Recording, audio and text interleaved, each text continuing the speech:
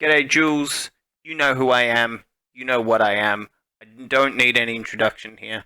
We're just going to jump into the feedback for your piece. So, I had Leon just overlook the Google Translate of this piece, and he made a few minor changes, but ultimately he said this is pretty close what I'm reading here. So, um, obviously, when it comes to kind of any kind of advice for language or advice for tense, all these things, all these technical things that I very commonly focus on, I cannot give them to you because ultimately, one, I cannot trust that what I'm reading in English is the way that you've written it in German, and really, I don't write in German, so I should really just fucking shut up when it comes to telling you how to tackle the technical things in your writing. However, I don't think that you need to be all that worried about that because the translation that I received actually ticks a lot of boxes for me.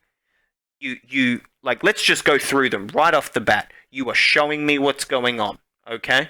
You are immediately making me ask questions. They're not especially the most interesting questions, but you are constructing a box and a scene for where this takes place. You kind of understand the imagery that's required, and not too often do you get caught up in run-on sentences or anything like that, where you're just telling us too much. You have a good ability to show. I hope that the translation isn't making you look better than you are. If it is, I tell you, Google Translate and Leon, I'll fucking come get you. No, but you are doing fantastic on that. You introduce the character. You know what I mean? You kind of, it's almost like you just take a stride into the characters suddenly there, and that works. However, what ultimately doesn't work, and I'm gonna have to take a stab that what I'm reading is what you've written, is that I don't feel that what this example, you know what I mean, the Night Awakening, it doesn't build enough tension up to what's going on. It just kind of doesn't give the reader enough time to ask these questions. It's almost like, oh, oh, oh, oh. You know what I mean? You really need to kind of look at the way that you're getting us to this conclusion, or getting us to this, this kind of, I don't want to say reveal because it's not really, but you need to look at the questions that you're bringing up. Now, like I said, your writing seems to be at quite a good level. I was a bit kind of upset because when I read this, I was like, well, fuck, I can't really give Jules a really in-depth video about, what she can do better because she's doing a lot good as it is. But what I would reiterate is some good rules is read this out loud to yourself.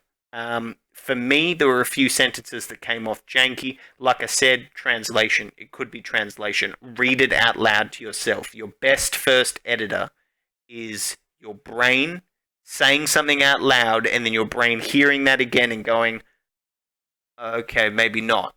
You know what I mean? Please consult that subconscious editor first. I think a lot of sentences could be tightened up if, of course, I'm getting the exact translation. Secondly, I want you to write down the questions in linear order that you want the reader to ask. And this might seem like a weird exercise, but, because you're going to write weird things down. You're going to write, who was at the door? Who was it? You know what I mean? What's going on? Is this a dangerous situation? You're going to write weird things down, but focusing on what you're getting the reader to ask will make you realize how quickly you jump to this next question. So what I would look at is when you write them down, go, okay, now we need to put a little meat between these questions, especially the big ones, especially as you see the kind of questions escalate. You know what I mean? Lastly, I just want to say, if I could have any advice, it would be that there are plenty of examples out there, the books that take 2-3 paragraphs of explaining a scene. They are typically not in the beginning. Typically, beginnings are grounded within characters very quickly. They want you to know, all right, this is your character. All right, now I can explain. Maybe if I was to tighten this up, you know what I mean? If I just had this translated piece and I wanted to make this better, I would bring the character way up to the front and then almost try to show the same detail through what the character is seeing, what the character is experiencing. You don't necessarily have to do that, and you can by all means start with a far away, omnipresent narration that slowly comes into focus. But if you're going to do that, try to tighten that up. Make that a little faster so we can get to the character. I hope this helped, Jules. I hope this is everything that you wanted, you know what I mean? And yeah, good luck.